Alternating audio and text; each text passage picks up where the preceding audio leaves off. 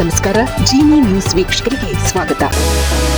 ಅಮೆರಿಕದ ಟೆಕ್ಸಾಸ್ನಲ್ಲಿ ಪ್ರತಿಷ್ಠಾಪಿಸಲಾಗುವ 90 ಅಡಿ ಎತ್ತರದ ಭವ್ಯ ಹನುಮಂತನ ಪ್ರತಿಮೆಯ ಕುರಿತು ರಿಪಬ್ಲಿಕನ್ ಪಕ್ಷದ ನಾಯಕ ಅಲೆಕ್ಸಾಂಡರ್ ಡಂಕನ್ ನೀಡಿರುವ ಹೇಳಿಕೆ ಈಗ ಭಾರಿ ವಿವಾದ ಸೃಷ್ಟಿಸಿದೆ. ಹಿಂದೂಗಳ ಆರಾಧ್ಯ ದೈವವಾದ ಹನುಮಂತನನ್ನು ಸುಳ್ಳು ದೇವರು ಎಂದು ಅಲೆಕ್ಸಾಂಡರ್ ಟೀಕಿಸಿದ್ದಾರೆ. ಟೆಕ್ಸಾಸ್ನ ಶುಗರ್ಲ್ಯಾಂಡ್ನಲ್ಲಿರುವ ಶ್ರೀ ಅಷ್ಟಲಕ್ಷ್ಮಿ ದೇವಾಲಯದ ಆವರಣದಲ್ಲಿ ಇತ್ತೀಚೆಗೆ ಈ ಬೃಹತ್ ಹನುಮಂತನ ಪ್ರತಿಮೆಯನ್ನು ಅನಾವರಣಗೊಳಿಸಲಾಗಿತ್ತು. ಈ ಬಗ್ಗೆ ಸಾಮಾಜಿಕ ಜಾಲತಾಣದಲ್ಲಿ ಪೋಸ್ಟ್ ಮಾಡಿರುವ ಡಂಕನ್, ಅಮೆರಿಕ ಒಂದು ಕ್ರಿಶ್ಚಿಯನ್ ರಾಷ್ಟ್ರವಾಗಿದ್ದು ಇಲ್ಲಿ ಇಂತಹ ಸುಳ್ಳು ದೇವರ ಪ್ರತಿಮೆಗೆ ಅವಕಾಶ ನೀಡಬಾರದು ಎಂಬ ಅರ್ಥದಲ್ಲಿ ವಿವಾದಾತ್ಮಕ ಹೇಳಿಕೆ ನೀಡಿದ್ದಾರೆ. ತಮ್ಮ ನಿಲುವನ್ನು ಸಮರ್ಥಿಸಿಕೊಳ್ಳಲು ಡಂಕನ್ ಅವರು ಬೈಬಲ್ನ ಕೆಲವು ಸಾಲುಗಳನ್ನು ಉಲ್ಲೇಖಿಸಿದ್ದು ವಿಗ್ರಹ ಆರಾಧನೆಯನ್ನು ವಿರೋಧಿಸಿದ್ದಾರೆ. ಅತಿಕ್ರಮಣವನ್ನು ನಿಲ್ಲಿಸಿ ಎಂದು ಡಂಕನ್ ತಮ್ಮ ಪೋಸ್ಟ್ನಲ್ಲಿ ಹೇಳಿದ್ದಾರೆ. ಮೂರನೇ ಪ್ರಪಂಚದ ವಿದೇಶಿಯರು ಟೆಕ್ಸಾಸ್ ಮತ್ತು ಅಮೆರಿಕವನ್ನು ವಶಪಡಿಸಿಕೊಳ್ಳುತ್ತಿದ್ದಾರೆ. ಆಕ್ರಮಣವನ್ನು ನಿಲ್ಲಿಸಬೇಕು ಎಂದು ಅವರು ಆಗ್ರಹಿಸಿದ್ದಾರೆ. ಇದು ಪಾಕಿಸ್ತಾನ ಅಥವಾ ಭಾರತ ಅಲ್ಲ, ಇದು ಟೆಕ್ಸಾಸ್ನ ಸಕ್ಕರೆ ಭೂಮಿ.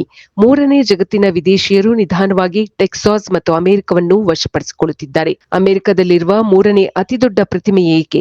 ಈ ಆಕ್ರಮಣವನ್ನು ನಿಲ್ಲಿಸಿ ಎಂದು ಡಂಕನ್ ತಮ್ಮ ಎಕ್ಸ್ ಪೋಸ್ಟ್ನಲ್ಲಿ ಬರೆದುಕೊಂಡಿದ್ದಾರೆ. ಡಂಕನ್ ಅವರ ಈ ಹೇಳಿಕೆಯು ಅಮೆರಿಕದಲ್ಲಿರುವ ಹಿಂದೂ ಸಮುದಾಯ ಮತ್ತು ಭಾರತೀಯ ಮೂಲದವರ ಕೆಂಗಣ್ಣಿಗೆ ಗುರಿಯಾಗಿದೆ. ಅಮೆರಿಕದ ಸಂವಿಧಾನವು ಪ್ರತಿಯೊಬ್ಬರಿಗೂ ಧಾರ್ಮಿಕ ಸ್ವಾತಂತ್ರ್ಯ ನೀಡಿದೆ.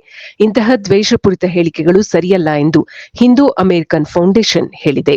ಅಲೆಕ್ಸಾಂಡರ್ ಡಂಕನ್ ಡೊನಾಲ್ಡ್ ಟ್ರಂಪ್ ಅವರ ಅನುಯಾಯಿಯಾಗಿದ್ದಾರೆ. ಅವರ ಈ ಹೇಳಿಕೆಯು ರಾಜಕೀಯವಾಗಿಯೂ ಚರ್ಚೆಗೆ ಗ್ರಾಸವಾಗಿದೆ. ಡಂಕನ್ ತಮ್ಮ ಹೇಳಿಕೆಗೆ ತಕ್ಷಣ ಕ್ಷಮೆಯಾಚಿಸಬೇಕು ಮತ್ತು ಅವರ ವಿರುದ್ಧ ಪಕ್ಷ ಶಿಸ್ತು ಕ್ರಮ ಕೈಗೊಳ್ಳಬೇಕು ಎಂದು ಅಮೆರಿಕದ ಹಿಂದೂ ಸಂಘಟನೆಗಳು ಒತ್ತಾಯಿಸಿವೆ. ಇದು ಈ ದಿನದ ನಿರಂತರ ಸುದ್ದಿಗಳಿಗಾಗಿ ವೀಕ್ಷಿಸುತ್ತಿರಿ ಜಿನಿ ನ್ಯೂಸ್. ನಮಸ್ಕಾರ.